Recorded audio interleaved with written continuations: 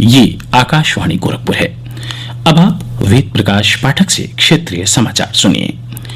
केंद्रीय शिक्षा मंत्री रमेश पोखरियाल निशंक ने स्पष्ट किया है कि राष्ट्रीय शिक्षा नीति 2020 में संविधान के तहत प्रदत्त आरक्षण नीति को बरकरार रखा गया है। उन्होंने कहा कि कुछ मीडिया रिपोर्ट में इस बात को लेकर सवाल उठाए गए थे कि क्या नई शिक्षा नीति में आरक्षण जारी रहेगा। श्री पोखरियाल ने कहा कि इस बात पर संदेह जताया गया है कि राष्ट्रीय शिक्षा नीति में देश के शैक्षणिक परिदृश्य में आरक्षण के प्रावधानों को कमजोर किया जा सकता है। उन्होंने कहा कि संयुक्त प्रवेश परीक्षा जेईई, नीट, यूजीसी नेट तथा इग्नू की परीक्षाओं को शिक्षा नीति की घोषणा के बाद आयोजित किया गया और शैक्षिक संस्थानों में नियुक्तियों की प्रक्रिया भी पूरी हुई, लेकिन सरकार को आरक्षण के प्रावधानों को लेकर अभी तक एक भी शिकायत नहीं मिली है। केंद्रीय वित्त मंत्रालय ने कहा है कि वस्तु और सेवा कर जीएसटी की कर वसूली लगातार दूसरे महीने 1 लाख करोड़ रुपए से अधिक रही है।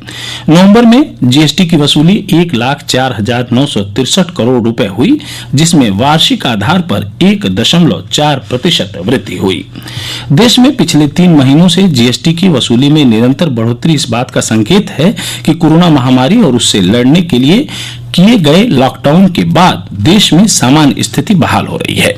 जीएसटी से हुए कुल राजस्व संग्रह में केंद्रीय जीएसटी की हिस्सेदारी 19,189 करोड़ रुपए और राज्य जीएसटी का योगदान 25,540 करोड़ रुपए का रहा है। इसी प्रकार आईजीएसटी के खाते में 51,992 करोड़ रुपए और उपकर के अंतर्गत 8,242 करोड़ रुपए प्राप्त हुए हैं।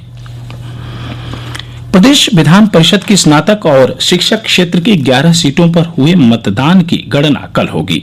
मतदान कल यानी 1 दिसंबर को संपन्न हुआ था।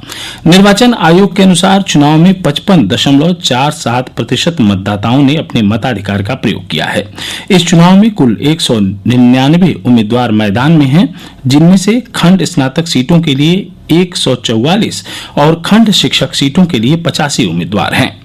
विधान परिषद की जिन 11 सीटों के लिए मतगणना होगी, उनमें से 5 खंड स्नातक और 6 सीटें खंड शिक्षक क्षेत्र की हैं। खंड स्नातक क्षेत्र की सीटें हैं लखनऊ, आगरा, मेरठ, वाराणसी और इलाहाबाद, झांसी। शिक्षक क्षेत्र की सीटें हैं लखनऊ, आगरा, मेरठ, वाराणसी, बरेली, मुरादाबाद और गोरखपुर, फैजाबाद क्षेत्र। देश में कोविड के खिलाफ लड़ाई में महत्वपूर्ण कदम बढ़ाते हुए संक्रमण के नए मामलों को रोकने में सफलता मिली है। लगातार 25 दिनों से नए मामलों की संख्या प्रतिदिन 50,000 से कम रिकॉर्ड की जा रही है। पिछले 24 घंटों के दौरान 36,600 नए मामलों की पुष्टि हुई, जबकि इस दौरान 501 लोगों की मौत हुई। वहीं लगभग 43,000 संक्रमित इससे ठीक भी हुए हैं। देश में अब तक लगभग 90 लाख लोग संक्रमण से उबर चुके हैं। वहीं इससे स्वस्थ होने की दर भी बढ़कर लगभग 94.03% तक पहुंच गई है। वर्तमान में देश भर में संक्रमितों की संख्या केवल 4,28,644 रह गई है, जो कुल मामलों का केवल 4.51% है।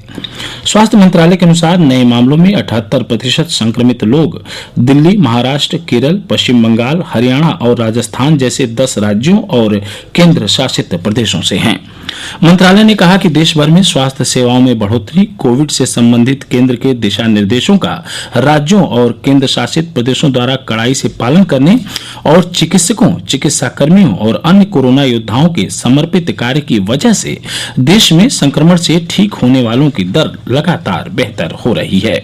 मंत्रालय ने कहा कि इस संक्रमण से होने वाली मौतों की दर भी घटकर 1.45% रह गई है।